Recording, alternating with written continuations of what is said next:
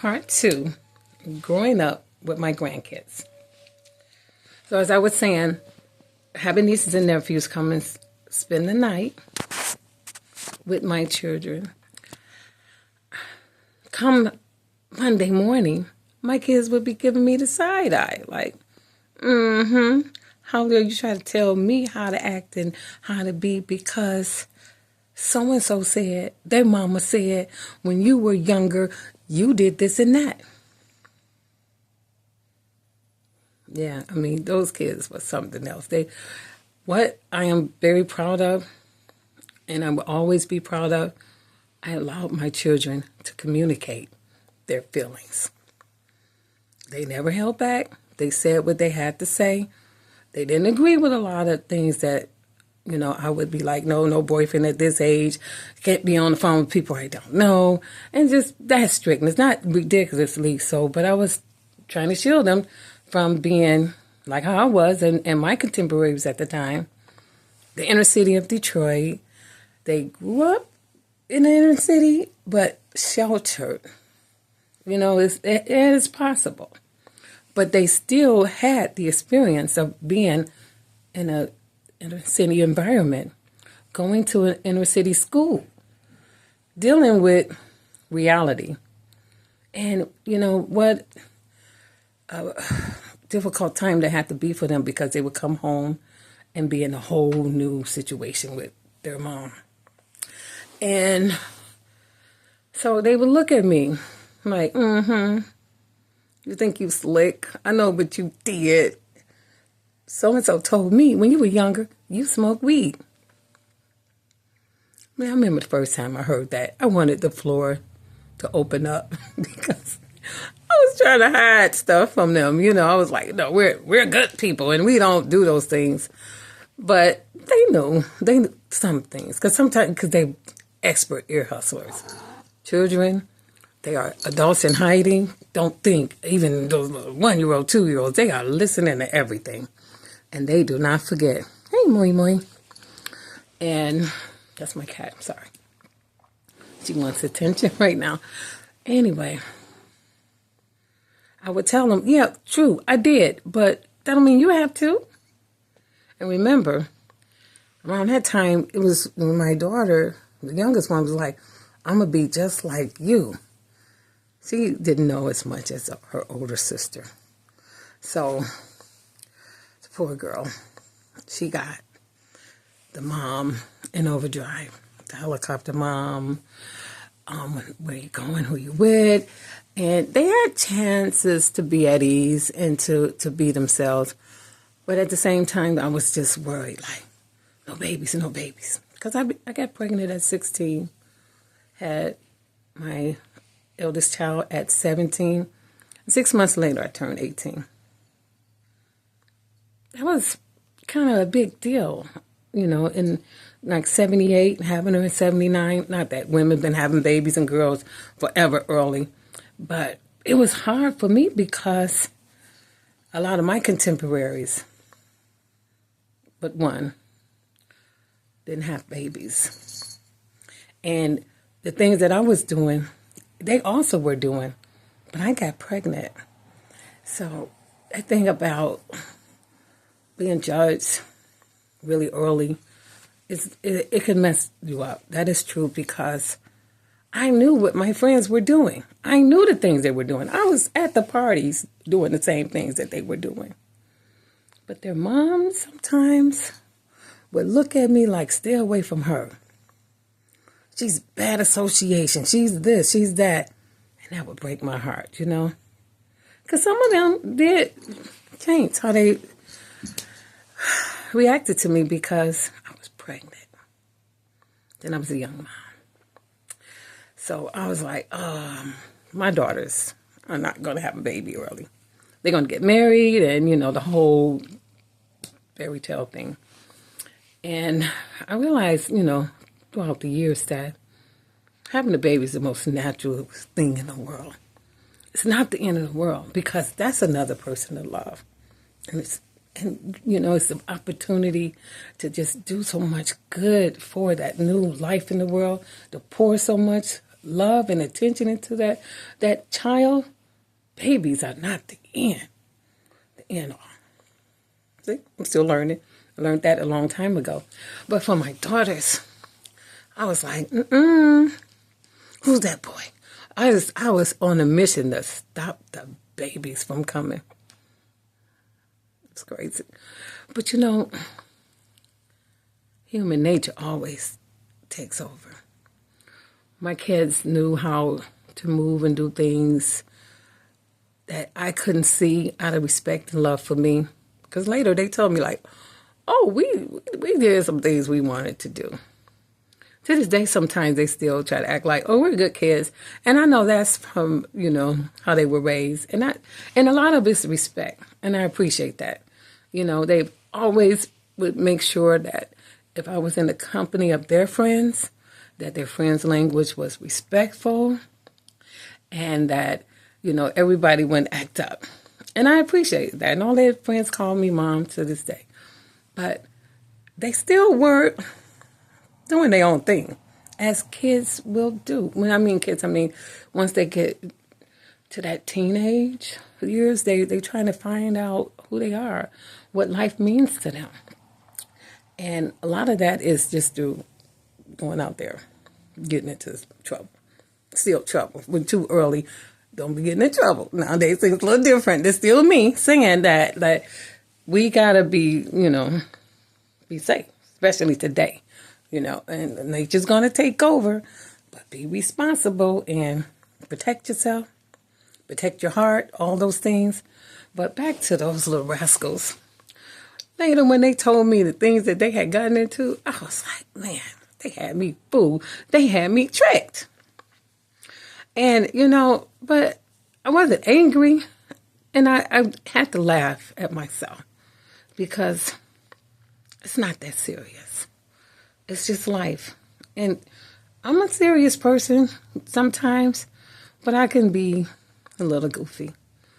And I love that, I'm learning more things about myself, that it's okay to let my guard down, to be a little vulnerable. And it hasn't always been easy for me. And, having grandchildren, man, talking about being humbled, because, I was like, first time I became a grandma, I was like, it's a done deal. This is me and Chanel. That's my granddaughter's name. We gonna be two peas in a pod. And my younger set was 14 and 12 when this little kid came into my life. And I just took over in a lot of ways. She was always at her grandma's house. She even calls me Ma to this day. And my kids didn't like it. And they was like, what, you let her get away with things? I was a doting grandma. I was like, yeah, what's the problem? Yes, I know. But that's what we do as grandparents sometimes. But remember, those kids don't forget anything. And they were like, I remember when I tried that, you would have a fit. And Chanel gets away with this and that. And I know I spoiled her a lot of ways, doted on her. But I did the same thing for my kids. But I was like, y'all teenagers now. And I still poured into them.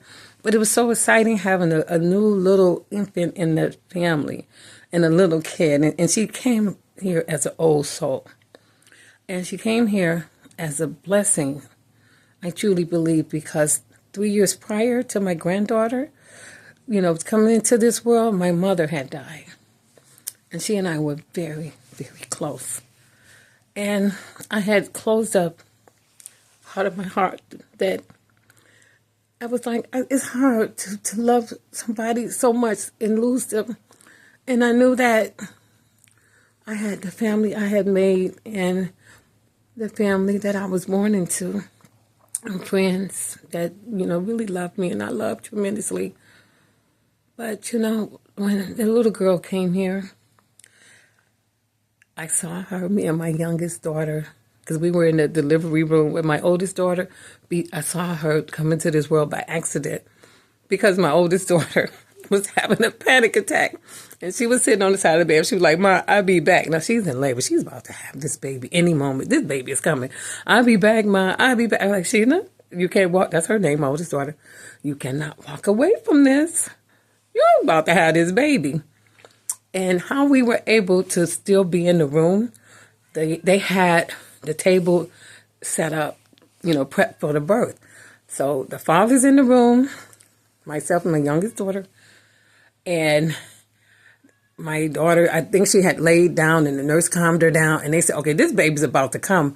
And me and my youngest daughter and the father all got excited and came over to, my son-in-law was already there, but me and my daughter, close to the table, and we knocked the table off. We knocked the table down and stuff went everywhere. So we saw, because they said she's coming, so naturally we looked and saw her come into this world. So that was like my baby in a lot of ways, And so my heart pain that I had losing my mom, here this new life was here. And my mom was the type of person that she was born under the star sign Leo, and she talked about that stuff. And out of all of her 9 children, I was the only one that happened to be born under that same star sign. And I was like, Mom, that stuff, I don't want to hear about that, She'd be like, you acting just like me. Because I know what you're thinking. I know what you're doing because you're a Leo just like me. And I was like, why I got to be the only one born a Leo? Because she would be like, you ain't tricking me. I know what you're doing. I know what you're thinking. Or she would tell me I would like things because she liked something. Or I wouldn't like it because she didn't like it. And so that was always a trip for me and crazy, So when my granddaughter came here, she also was born under the star sign Leo.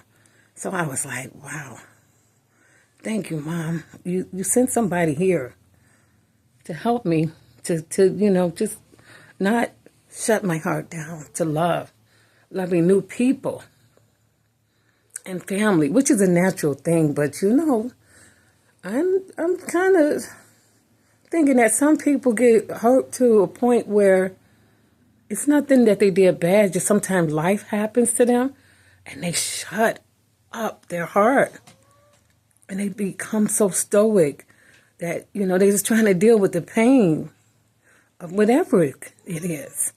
And the people around them, they don't get the best version of that person that they love. They can see them actually, just shutting down. And nobody can reach them sometimes, So I'm happy that I was able to get back to the love, to the point where I can welcome. And not just because she was my granddaughter, but just feeling that I'm going to go on. Because we sometimes just remotely do things, So, like my mom, sometimes I would look at my granddaughter. I was like, wow, she act like me. Or she act like my mom. And she came here old soul, knowing everything. Just trying to tell everybody what to do at 1 and 2 and 3 and 4. And still to this day, at 23, knows it all. And tells it all. No surprise. She's attending Clark AU, and she wants to be a lawyer. She will be a perfect lawyer because that girl is a natural litigator. And she's fair, and she has this very early. She developed a sense of justice all the time, And I know she's going to be great in that field. So my other granddaughter, now that girl she came into this world a fashionista. How are you going to be fashionable as an infant? Your mama can put clothes on, your dad, anybody can dress you.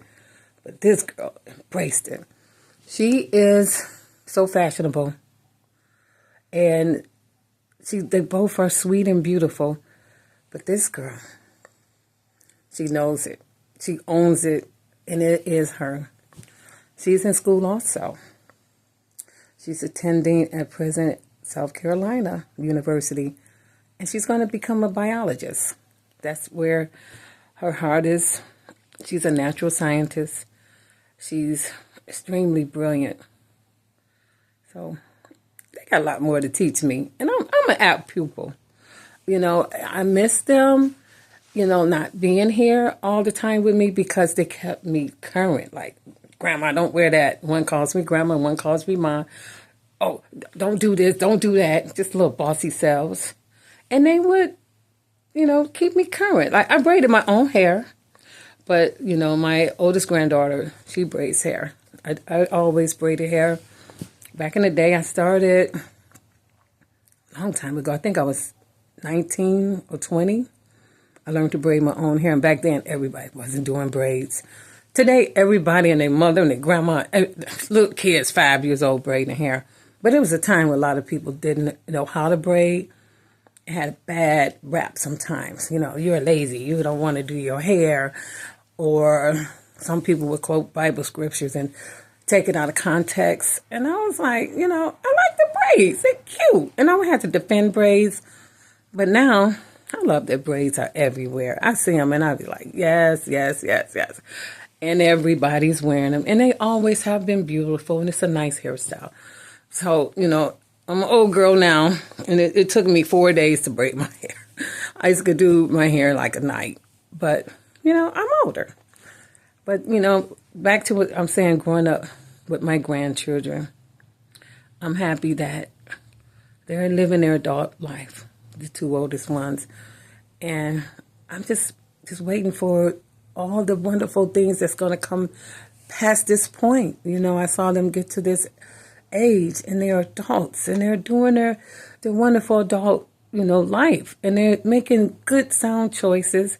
And I know that they too, like when I was younger and my oldest daughter, they're going to make their decisions of what's good for their life. And some are not going to be maybe the best one at that time, but it's their life and their decision. And I'm going to be there for them. I'm going to support them. And I'm going to cheer loudly for everything that they are happy and proud for because I love them babies. I love them all. All of my children, my whole family.